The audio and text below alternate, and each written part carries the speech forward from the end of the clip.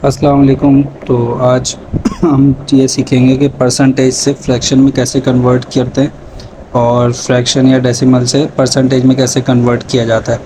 सबसे पहले जो भी चीज़ परसेंटेज में लिखी होती है हम उसको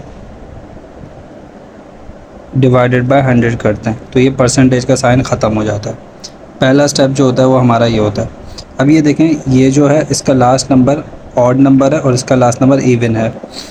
कोई भी ऐसा नंबर जो 2, 4, 6, 8 लाइक 2 के टेबल में आता है उसको हम इवन नंबर कहते हैं, और इसके अलावा कोई भी नंबर है तो वो ऑड नंबर है। ठीक है। अब सबसे इम्पॉर्टेंट चीज़ ये है कि जो ऑड नंबर है वो इवन नंबर के साथ कभी कैंसिलेशन नहीं हो सकता, मतलब ये दोनों एक टेबल में नहीं आ सकते। तो हम क्या करते हैं, डिवाइड करवाते हैं। 630 थी और 100, so 100 6 600, 33 remaining, 3 minus 0 3, 3 minus 0 3, 6 minus 6 cancel. Then 33 जो है वो 100 के टेबल में नहीं आता, तो अगर आपने इसको फ्रैक्शन में लिखना है तो आप इसको ऐसे लिख सकते हो, लाइक ये 3 ऊपर चले जाता है, ये 6 इस तरह से, और ये सर्कल घूमता है, मतलब 33 ऊपर, 6 साइड पे और 100 नीचे। लेकिन अगर आपने इसको डेसिमल में कन्वर्ट करना है तो आप क्या करेंगे, आप पॉइंट लगाएंगे और ज़ीरो लेंगे, तो ये हो जाएगा 6 point, then 100 multiply by 3 is equal to 300।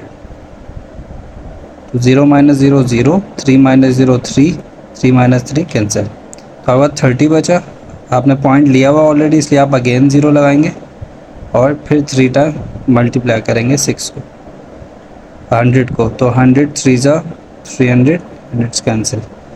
सो ये कैंसिल आउट हो गया। आपके पास डेसिमल में जो आंसर आया, फ्रैक्शन में आया 633/100 और डेसिमल में आया 6.33।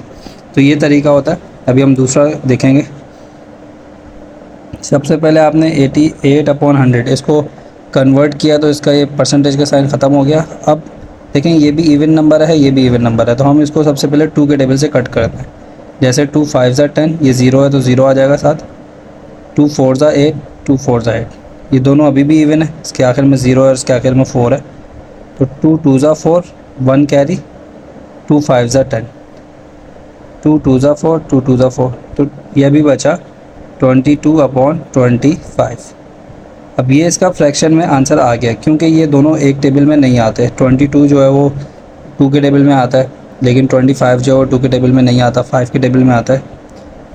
सेकेंडली, अगर आपने इसको कन्वर्ट करना है डेसिमल में तो आप क्या करेंगे, नीचे वाली चीज़ हमेशा बाहर आती है, ऊपर वाली चीज़ हमेशा अंदर आती है। अब 25 के टेबल में 22 नहीं आता, तो आप पॉइंट लगाएंगे और 0 बढ़ा देंगे, तो ये 220 हो गया। तो 25 1 ज़ा 25, 25 4 ज़ा 100, 25 8 ज़ा 200। तो यहाँ से हमारे पास 0 में से 0 गया 0 बचा, 2 में से 0 गया 2 बचे, और ये कैंसिल आउट। देन पॉइंट लगा हुआ इसलिए हमने एक और 0 बढ़ाया, तो 8 ज़ा 200 कैंसिल। तो हमारे पास जो डेसिमल में आंसर आएगा वो आएगा 0.88 आंसर। तो ये हमारी कन्वर्जन थी परसेंटेज से फ्रैक्शन में किस तरह से आना है। अब जो है वो है डेसिमल या फ्रैक्शन से परसेंटेज में कैसे जाना है। तो ये बहुत सिंपल है, जो भी चीज़ आपको गिवन होती है आप उसको मल्टीप्लाई बाय 100 करवा देते हैं। तो 100 3 ज़ा 300 डिवाइडेड बाय 5। अब इसको कटिंग भी कर सकते हैं, लाइक 5 1 ज़ा 5, 5 6 ज़ा 30, ये 0 है तो ये उसके साथ आ जाएगा, तो ये आ गया आपका 60%। और आप इसको डिवाइड भी करवा सकते हैं, लाइक दिस 300 5 5 6 ज़ा 30 कैंसिल, ये 0 बचा तो ये 0 ऊपर 60 के साथ चला जाता है, तो 60% आंसर। एक तरीका ये है। दूसरा ये है कि अगर आपको डेसिमल में दिया हुआ है बिल फर्स्ट 2.33, तो आप क्या करेंगे, 2.33 मल्टीप्लाई बाय 100।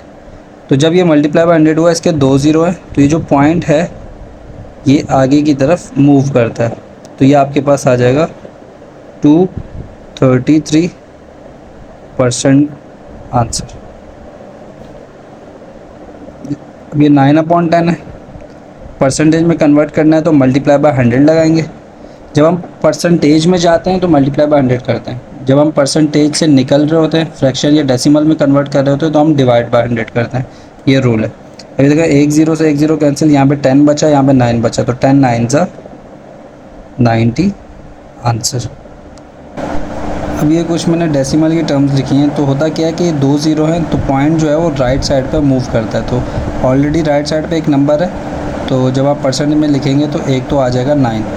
अब 9 से आगे कोई भी नंबर नहीं है तो उसकी जगह ज़ीरो लगता है, तो इसका आंसर आएगा 90%। इसी तरह जब आप इसको मूव करवाएंगे तो 2.8 है, जब ये 1 टाइम मूव होगा तो ये 28 हो गया।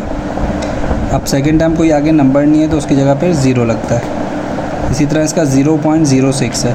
अब एक टाइम मूव हुआ तो ये ज़ीरो हो गया, फिर दूसरी टाइम मूव हुआ तो ये 6 भी हो गया। तो मतलब 2 ज़ीरो थे तो 2 टाइम वो मूव हो गया, अब आगे मूव करने की ज़रूरत नहीं है। तो इसका आंसर क्या आएगा, क्योंकि ज़ीरो लिखा नहीं जाता, लेफ़्ट पे जो भी ज़ीरो होता है उसकी कोई वैल्यू नहीं होती।